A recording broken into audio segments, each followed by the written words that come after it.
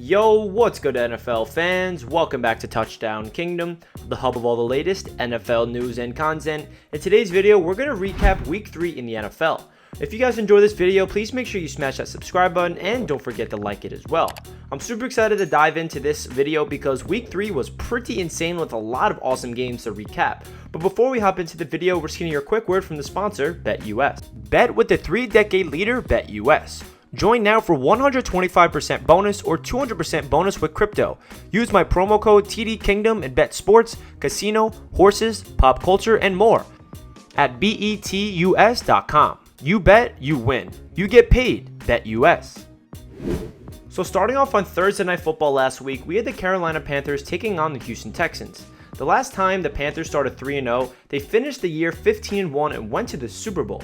Now, I'm not saying that this is their destiny for 2021, but they have looked like one of the most impressive teams in the league so far. Their defense has been playing lights out, and Sam Darnold is slowly but surely starting to change the narrative that he can play the quarterback position in the NFL.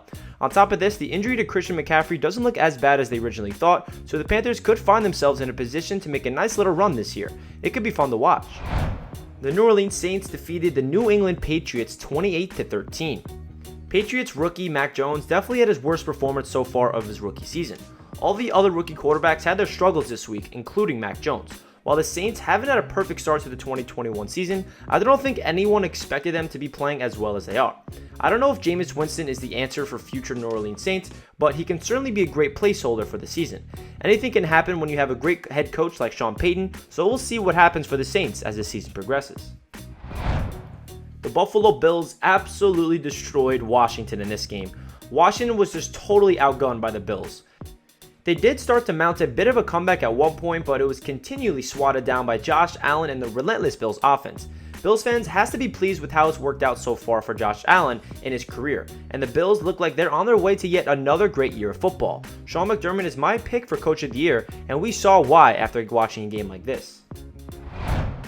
This was the game of the week going in. The Tampa Bay Buccaneers lost to the LA Rams 34-24. A battle of two great quarterbacks, Matthew Stafford and the Rams, edged out Tom Brady and the defending Super Bowl champions Tampa Bay Buccaneers by 10 points. Both quarterbacks played very well, combining for under 800 yards passing and 6 total touchdowns between the air. This is pretty much everyone's pick to be the NFC Championship matchup this year, and this is a game certainly did not disappoint. Great win for the LA Rams. The Seattle Seahawks defense is just simply not what it once was. They gave up 30 points to a Vikings team that hadn't beat them in 12 years. On top of that, 23 of those 30 points came in an unanswered stretch. The Seahawks could find themselves in trouble this year, sitting at 1-2 in the best division of football. Let's give some credit to Kirk Cousins, who lit it up in a game where his star running back Dalvin Cook was sidelined with an injury. The Vikings got their first win of the season on top of a massive performance from their quarterback. The Detroit Lions have fought in every single game they've played this year. All the questions surrounding hiring first-time head coach Dan Campbell and the signing of Jared Goff are still very much in the air, but at least the Lions are losing competitive games. Like the past matchup against the Ravens, it went down to the wire before Justin Tucker hit an NFL record-long 66-yard field goal to win the game for the Ravens in the final seconds. All Detroit Lions fans know is pain. You can't make this stuff up. Justin Tucker literally broke an NFL record to beat them with 0 seconds on the clock. I really hope things turn around for the Lions as they start to win some games. But Baltimore, you gotta give them credit with this victory.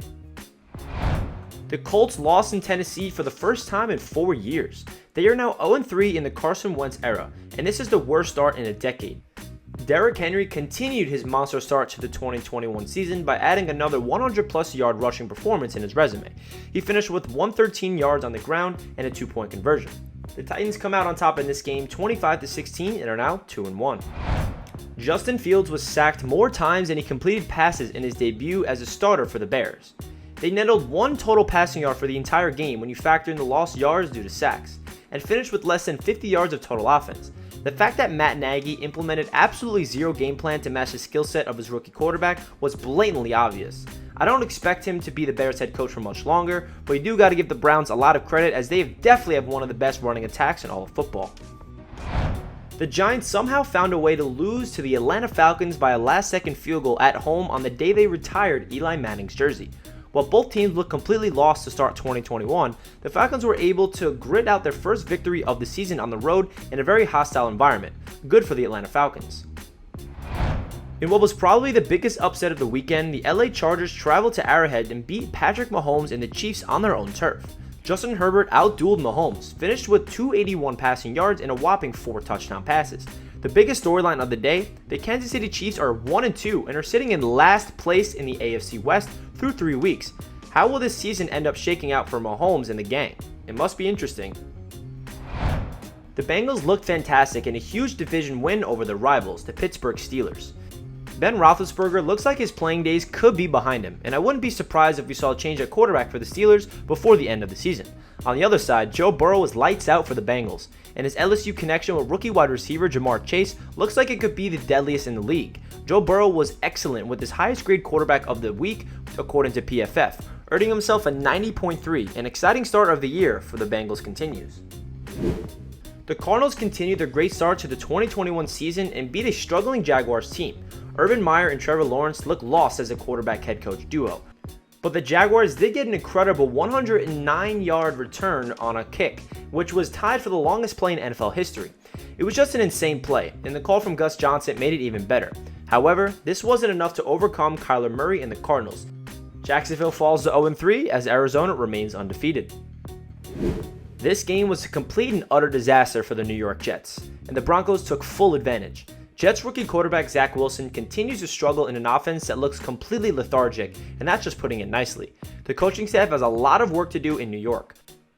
On the flip side, the Broncos continued their hot start to the season with another great day from Teddy Bridgewater and a phenomenal showing from their defense. The Broncos could be a team to watch as this year progresses.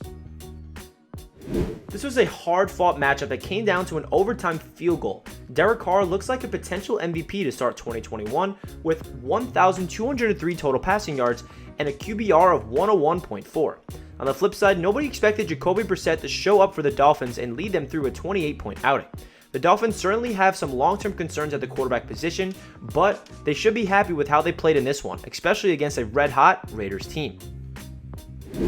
This was another very hard-fought game that came down to a Mason Crosby field goal in the final seconds.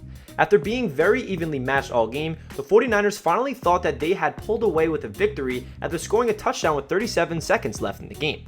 I doubt Packers fans were too worried when this happened because they knew that no matter what, Aaron Rodgers is perfect for these situations, and he did his thing. Marched the Packers down the field, got him in field goal range, spiked the ball, and ultimately set up the game-winning field goal for Mason Crosby.